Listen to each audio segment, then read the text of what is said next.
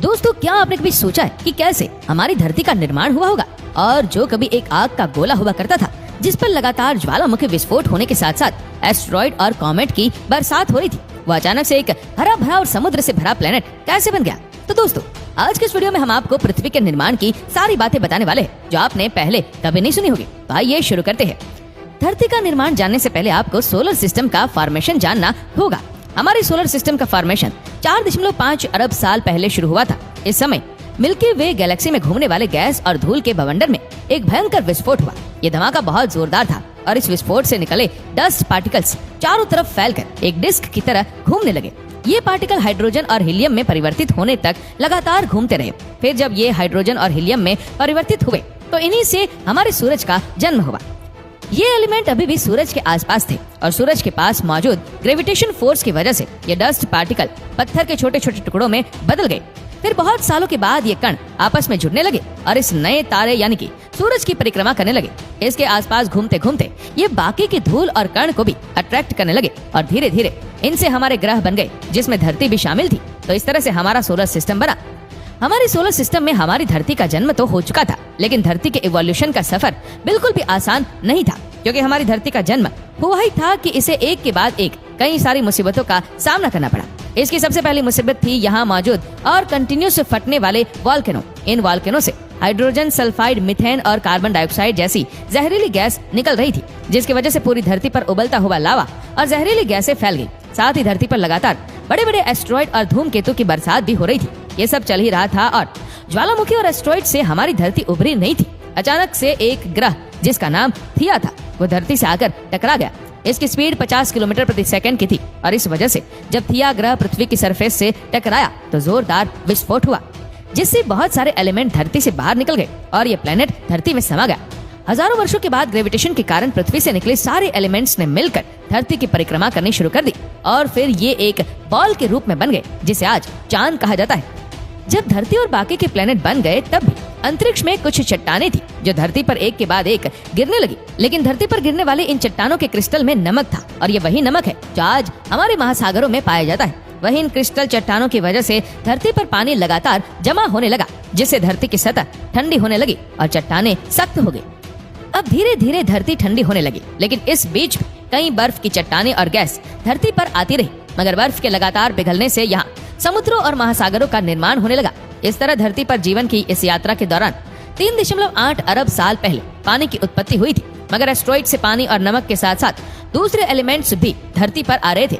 यानी के बाद धरती पर 3.7 अरब साल पहले जीवन सूक्ष्म जीवों के रूप में शुरू हुआ और समुद्र की निचली सतह पर पौधे और पत्तियां उगने लगी और ये बैक्टीरिया सनरेज को पानी और कार्बन डाइऑक्साइड के साथ ग्लूकोज में बदलने लगे, जिससे बायो प्रोडक्ट के रूप में ऑक्सीजन बननी शुरू हुई, जो इंसान के लिए सबसे जरूरी है। इस तरह एक लंबी प्रक्रिया के बाद महासागरों में ऑक्सीजन पूरी तरह भर गई और फिर यही ऑक्सीजन समुद्र की सतह पर आने लगी, जिससे ओशन के साथ साथ सरफेस पर भी जीवन संभव हुआ। इस ऑक्सीजन के 50 किलोमीटर ऊपर उठने से धरती पर ओजोन लेयर बन गई, जिसने हार्मफुल पैराबैंगनी किरणों को सीधे धरती पर आने से रोकने का काम किया, जिससे ऑक्सीजन की मात्रा भी बढ़ने लगी, जिससे पेड़ पौधे अस्तित्व में आ गए। 2 अरब वर्षों तक धरती पर ऑक्सीजन बढ़ता रहा और साथ ही धरती के घूमने का समय भी कम होता गया। तभी तो धरती की स्पीड ज्यादा होने की वजह से आज से 1.5 अरब साल पहले एक दिन 16 घंटे का होता था और आज स्पीड कम होने से 24 घंटे का होता है। हालांकि अब तक धरती पर पानी और ऑक्सीजन दोनों आ चुकी थी, लेकिन कोई कॉन्टिनेंट नहीं बना था। और फिर शुरू होती है कहानी कॉन्टिनेंट बनने की, जहाँ आज हम रहते हैं। धीरे धीरे समुद्र के नीचे मौजूद सरफेस बड़ी बड़ी प्लेटों में बदलने लगे और एक जगह जोड़कर इन्होंने एक छोटे से कॉन्टिनेंट वालबारा को बनाया, जो ऑस्ट्रेलिया से भी छोटा था। लेकिन फिर 2.4 बिलियन साल पहले सुपर कॉन्टिनेंट रेडिनिया का फॉर्मेशन हुआ। इस सुपर कॉन्टिनेंट के नीचे मौजूद प्लेटों के नीचे अभी भी लावा था, जो इन्हें यहाँ से वहाँ खिसका रहा था। इस समय तक धरती का टेम्परेचर घटकर 30 डिग्री सेल्सियस और दिन 18 घंटे लंबा होने लगा था। लेकिन अभी तो हमारी धरती को और भी अग्नि परीक्षाएं देनी बाकी थी। इसीलिए धरती के नीचे मौजूद लावा से उष्मा निकलने लगी, जिसने धरती को 2 भागों में बांट दिया और इससे सुपर कॉन्टिनेंट रोडिनिया भी टूट गया। और इसके बाद 540 से 585 मिलियन साल पहले एक दूसरे सुपर कॉन्टिनेंट पेनोशिया का जन्म हुआ और फिर सुपर कॉन्टिनेंट के साथ कुछ अच्छा होना शुरू हुआ, क्योंकि इसी समय धरती पर जीवन का एक्सप्लोजन हुआ। इसे कैरेबियन एक्सप्लोजन कहा जाता है और इस टाइम पर ऐसे एनिमल का जन्म हुआ जिनकी बॉडी के पार्ट्स शेल या फिर हमारी स्पाइन के जैसे हार्ड थे। इनमें से कुछ एनिमल तो एलियन की तरह बहुत खतरनाक दिखते थे, लेकिन फिर अचानक से क्लाइमेट बदल गया और समुद्र का तापमान अचानक से बढ़ गया। इस वजह से हमारी धरती पर जितने भी जीव आए थे वो सब एक साथ खत्म हो गए। इसके बाद फिर 420 से 350 मिलियन साल पहले पहली बार धरती पर पेड़ उगने शुरू हुए, जिससे जीव भी समुद्र से निकलकर सरफेस पर आने लगे। बाद में ये पूरी धरती वापस विलुप्त हो गई। इस विलुप्ति के बाद फिर से धरती पर जीवन आया, लेकिन इस बार जीवन कुछ खास था, क्योंकि 240 से 230 मिलियन साल पहले धरती पर आया सबसे बड़ा क्रिएचर यानी कि डायनासोर, और फिर ये 150 मिलियन सालों तक धरती पर राज करते रहे। ऐसे ही समय गुजरता है और अब समय आता है 66 मिलियन साल पहले का, जब एक एस्टेरॉइड हमारी धरती से टकराया, जिससे धरती पर बहुत ही खतरनाक जलवायु परिवर्तन हुआ, जिससे डायनासोर धरती से विलुप्त हो गए और सुपर कॉन्टिनेंट पैंजिया अलग अलग भागों में टूट रहा था। पैंजिया से ही टूटकर हमारे आज के 7 कॉन्टिनेंट बने। इसके बाद फिर से धरती पर जीवों का आगमन हुआ, लेकिन इस बार डायनासोर के जैसे बड़े बड़े नहीं, बल्कि छोटे छोटे स्तनधारी जीवों का धरती पर आगमन हुआ।